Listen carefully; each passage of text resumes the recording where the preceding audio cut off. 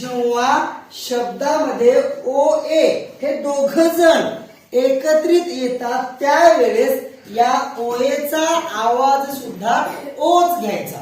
बरोबर.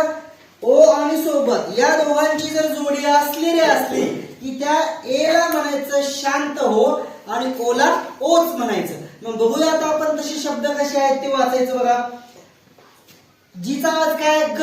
ओ ए जर सोबत आला तर काय घ्यायचंय ओच घ्यायचंय. मग ग ओ गोल येते लक्षात तुमच्या. बघा र ओ ल.